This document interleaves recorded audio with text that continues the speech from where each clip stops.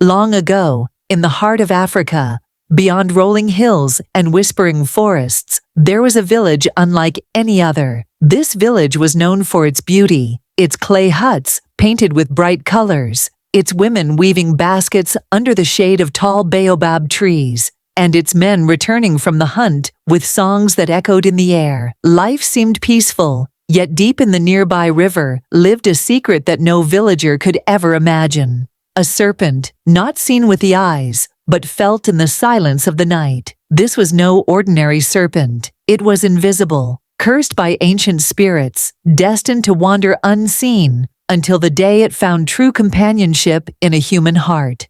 Among the villagers lived a young woman named Adoma. Her beauty was not just in her face, but in her spirit. She had a laugh that was like rain falling on dry ground, gentle, refreshing, and full of life. Many young men sought her hand in marriage, yet Adoma refused them all. She longed not for wealth, nor for the strength of hunters, but for something deeper, a love that could touch her soul. Night after night, she sat by the riverbank, speaking softly to the moon and to the rushing waters, never knowing that her words reached the ears of the invisible serpent hidden below. One night, as Adoma whispered her secret hopes, a voice rose from the waters, deep, smooth, and enchanting. It called her name. Startled, she looked around, but no one was there. Again the voice spoke. "Fear not, Adoma. I have heard your heart, and I am here." But when she searched, she saw nothing. Only the river flowing under the moon. The invisible serpent,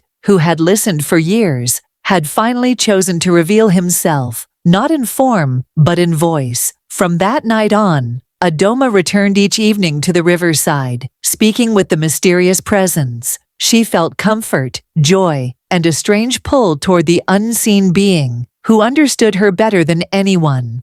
Weeks turned into months, and Adoma's heart belonged to the voice in the river. One night, the invisible serpent spoke. "Adoma, will you be my wife?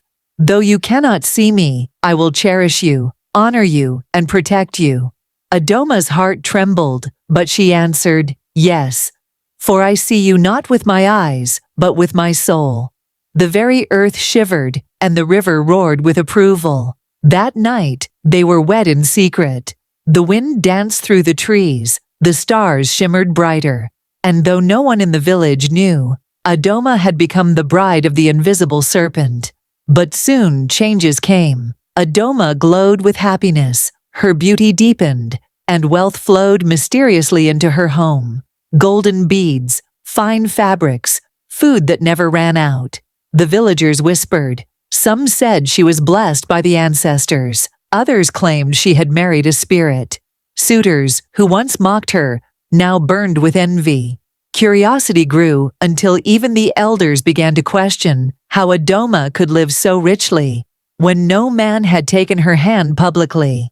Rumors spread like wildfire, and suspicion crept into the hearts of her people. The serpent warned her, "Never try to see me, Adoma.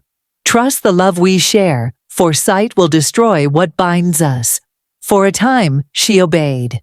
But the villagers pressed her, and even her closest friend said, "If your husband is real, show him to us. If not, you are cursed." Doubt crept into her heart like smoke filling a hut.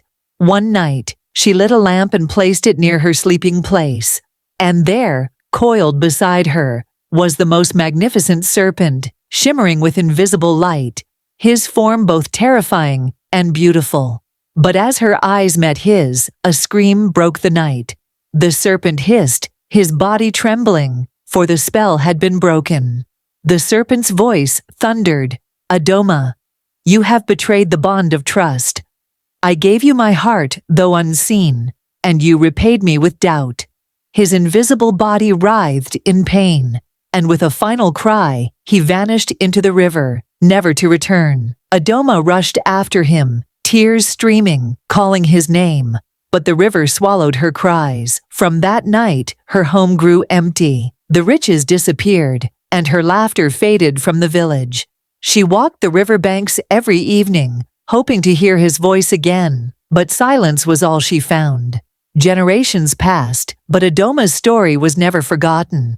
The elders told it to the children, a tale of love, trust, and the dangers of curiosity. They said the invisible serpent still roams the rivers, unseen, waiting for a heart pure enough to love without sight.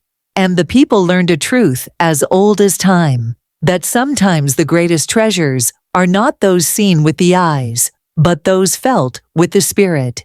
And so, the story of Adoma and the invisible serpent lived on, whispered by firesides, told under moonlight, reminding all that love without trust is like a river without water. It cannot flow.